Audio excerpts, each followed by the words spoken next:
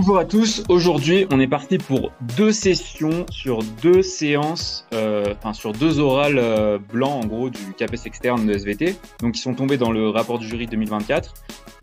La première séance, ça va être sur le brassage des génomes à chaque génération et la compréhension des résultats de la reproduction sexuée. Donc c'est une séance qui va durer environ 2 heures, 1h50, 2 heures en terminale SVT. Et du coup je te laisse présenter, Noah. Le premier sujet, comme tu l'as dit, c'est un sujet sur le brassage des génomes à chaque génération et sur la compréhension des résultats de la reproduction sexuée, qui est posé au niveau terminal SVT, donc en spécialité. Pour attaquer ce sujet, le plus intéressant, c'est de commencer évidemment par une accroche. Cette accroche, on peut la faire scientifique ou directement pour essayer d'attraper les élèves. Et par la suite, une définition des termes qui vont être importants, notamment des termes scientifiques. Donc ici, brassage des génomes, reproduction sexuée, mais aussi d'autres termes qui vont nous être utiles pour comprendre l'ensemble de ce sujet. Donc on peut avoir la génomique, par exemple. Qu'est-ce qu'un arbre généalogique? Une méiose, remettre ça au clair, un crossing over, etc. Une fois qu'on a bien défini l'ensemble de ces euh, l'ensemble de ces différents concepts scientifiques, on commence par les prérequis. Et donc pour ça, il va falloir faire de la cohérence verticale. Donc on va repartir de la première évocation, on va dire, de génétique. Donc là, on est niveau cycle 4. On commence à évoquer la génétique. On peut mettre des appuis avec le BO, donc des captures d'écran, pour pouvoir montrer que au cycle 4, mais aussi en seconde, en première et en terminale, on a des pans du BO des pans qui sont dédiés à la génétique.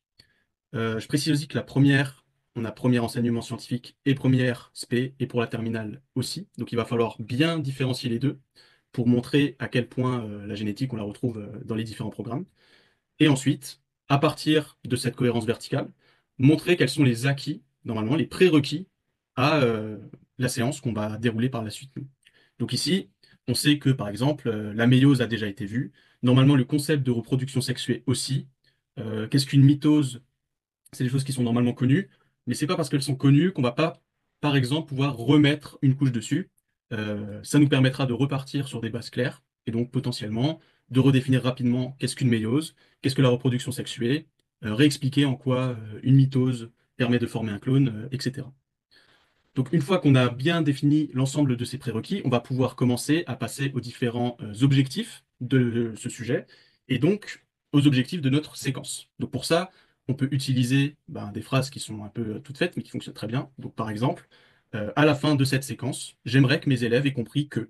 Et ensuite, on déroule l'ensemble des compétences, des capacités, des savoir-faire qu'on aimerait faire acquérir aux élèves. Donc, par exemple, j'aimerais que les élèves aient compris que le brassage inter- et intrachromosomique au cours de la méiose, que les aléas lors de la reproduction entraînent une variabilité génétique dans les descendants, par exemple.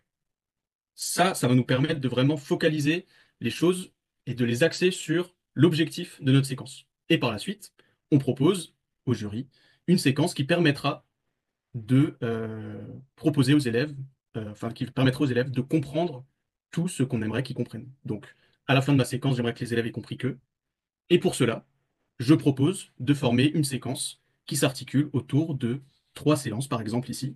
La première qui parlera de la variabilité génétique des descendants pour un même gène, pour un gène pour lequel, pardon, les parents portent des allèles différents. On explique rapidement de quoi sera composée cette séance. Donc cette séance va permettre aux élèves de comprendre comment se passe la transmission de différents allèles des parents vers les enfants, potentiellement de faire des rappels sur la méiose, etc.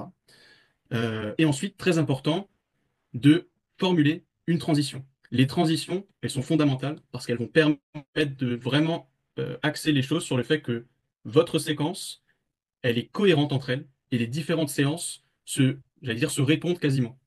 Donc, mettre en avant les transitions. Donc, par exemple, dire que à la fin de la séance numéro 1, nous allons nous demander comment il est possible d'étudier les mécanismes de transmission allélique des parents vers les descendants.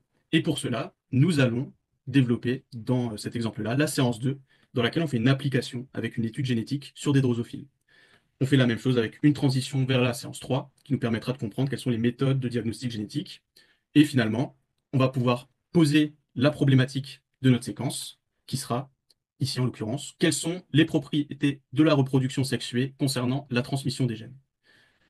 Et à partir de cette problématique, on va pouvoir avoir des réponses via nos différentes séances. Une fois qu'on a bien présenté donc les objectifs de séquence, la problématique de séquence et du coup les séances qui vont composer notre séquence, on va pouvoir commencer à détailler de façon euh, plus concrète la séance sur laquelle enfin la séance qu'on va devoir étudier. Donc ici, par exemple, la séance numéro 2. Et pour le coup, on va faire de la même façon qu'on a présenté les objectifs de séquence, présenter les objectifs de séance. Donc, comme je l'avais dit, nous nous intéressons à la séance numéro 2, qui ici est une séance d'application avec des études génétiques. Les objectifs de cette séance sont qu'à la fin, j'aimerais que les élèves aient compris qu'on peut tester une hypothèse d'indépendance de deux gènes chez la drosophile, comme chez tout autre organisme modèle, sur lesquels on peut générer des lignées pures. Vous avez ensuite la suite de ces différents objectifs de séance qui sont à énumérer et évidemment, on va apporter tous les éléments qui permettront de répondre à ces objectifs. Donc, pour répondre à ces objectifs de séquence, je propose la problématique suivante. La transmission des caractères choisis chez la drosophile se fait-elle de la même façon que celle des caractères étudiés chez le poids? Normalement, ils ont déjà étudié les poids de Mendel. C'est quelque chose qu'on a aussi fait normalement dans la séance 1.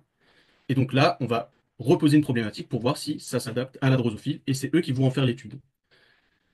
Pour cette séance, je propose tout d'abord un cadrage scientifique, par exemple, donc redéfinition de ce qu'est un brassage intra-interchromosomique avec les élèves pour voir si ces notions-là sont bien claires. Puis une phase initiale qui va permettre de mettre du contexte, donc d'accrocher les élèves, et qui va permettre de poser la problématique aussi. Par la suite, on a la mise en place de l'activité. Et donc là, c'est le moment clé où il va falloir montrer au jury quelle activité on fait.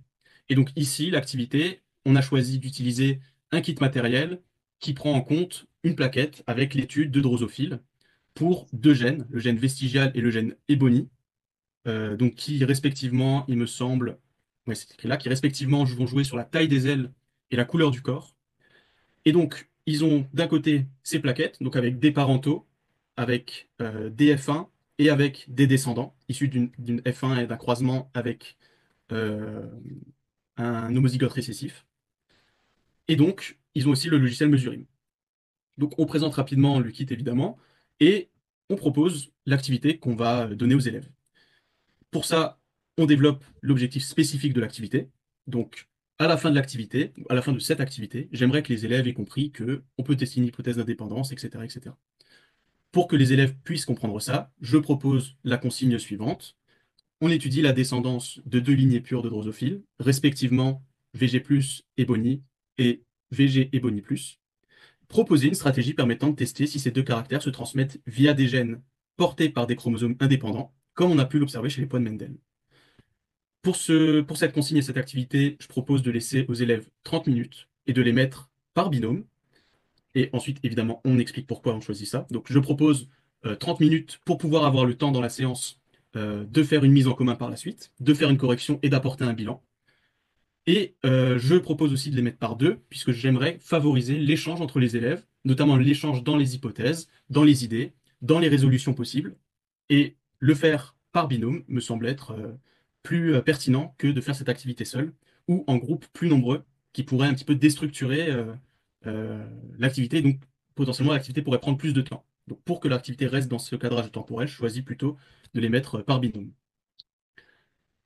À ce moment-là, on peut faire soi-même l'activité en partie devant le jury. Donc, par exemple, aller sur Mesurim, leur montrer que, voilà, pour aller sur Mesurim, on peut compter le nombre de drosophiles qui ont les ailes courtes et le corps noir, ou le corps noir et les ailes longues, etc., etc.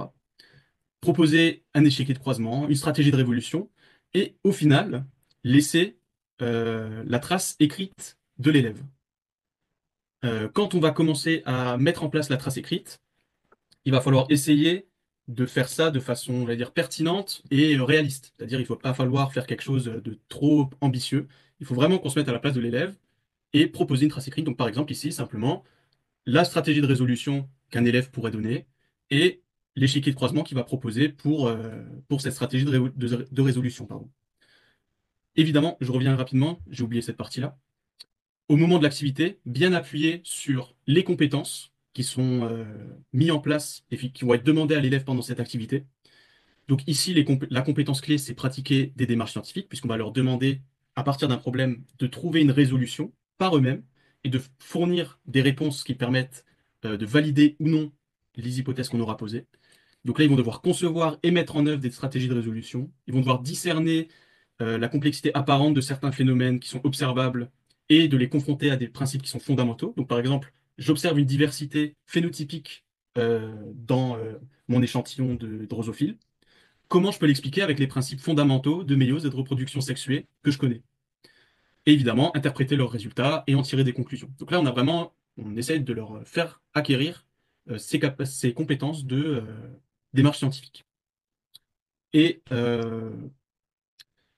voilà, donc une fois qu'on aura proposé la trace écrite, euh, on peut aussi proposer les résultats qui sont attendus. Donc ce qu'on attend de cet élève, ça c'est en même temps qu'on propose la trace écrite. Donc les résultats qu'on attend sont ceux-là. Voilà donc la trace écrite qu'on peut espérer. Montrer de manière concrète la trace écrite, puis proposer un bilan de séance. Donc ici, le bilan de la séance, euh, ça va être un bilan qui va être assez simple, hein. Ça va être simplement le fait que on peut tester des hypothèses d'indépendance de gènes de drosophile, comme on l'a pu le faire avec les poids de Mendel, que les gènes qui sont portés par un même chromosome, ils vont se réassortir, enfin, il va y avoir un réassortissement des chromosomes qui est moins fréquent que quand les gènes sont portés par des chromosomes différents, que la reproduction sexuée entraîne aussi une diversité chez les descendants. Donc ça va faire partie de mon bilan de séance. Et par la suite, un bilan de séquence. Au moment du bilan de la séance, ce qui peut être intéressant aussi de mettre en avant, c'est alors les critiques, ou en tout cas les points d'attention qu'on doit avoir par rapport à l'activité qu'on a fait. Faire comprendre aux élèves que l'activité qu'on a fait n'est pas forcément représentative d'une vérité générale. Par exemple ici, puisqu'on a fait des binômes, on peut ensuite mettre tous les résultats en commun pour pouvoir montrer que individuellement, chacun des binômes peut avoir des résultats relativement variables, mais que quand on met tous les résultats en commun, on tombe sur une moyenne qui est relativement stable et qui est représentative d'une réalité. Et donc là, on peut mettre en évidence, par exemple, le biais d'échantillonnage ou le fait que reproduire une expérience plusieurs fois avec à chaque fois un échantillon différent permet d'avoir une représentation plus réelle et notamment ici avec les fréquences alléliques. Donc ça peut être intéressant de le mettre en avant aussi juste avant de passer du coup au bilan global, qui va être un bilan de séquence, dans lequel on va faire une remise de, on va montrer de façon concrète. Le mieux, c'est par un schéma bilan, euh, toutes les connaissances, tous les essentiels en fait du contenu qu'on a pu mettre en place pendant la séquence. Donc il va pas seulement falloir mettre le bilan de notre séance, mais là c'est vraiment important de prendre en compte le fait qu'on est dans une séquence. Donc on va mettre les éléments qu'on a développés en séance numéro 1, en séance numéro 2 et en séance numéro 3 ici. Mettre le tout dans un schéma bilan. Et c'est quand même plus appréciable, surligner par exemple ou mettre un code couleur pour qu'on voit bien quel était l'apport de notre séance à nous, donc par exemple ici de la séance numéro 2. Et une fois qu'on a fini de mettre en place ce bilan, on peut simplement remercier le jury de notre attention, lui dire qu'on est prêt à répondre aux questions, et surtout, c'est le moment à la fin de cette présentation, respirer un grand coup, redescendre, parce qu'on a encore une demi-heure de questions qui suivent, donc c'est pas le moment de lâcher. On n'est qu'à la moitié de l'effort, j'allais dire. Donc là, on redescend, on prend une gorgée d'eau, et on repart pour la suite. Ben, merci beaucoup. Du coup, on se voit pour la prochaine session dans la prochaine vidéo.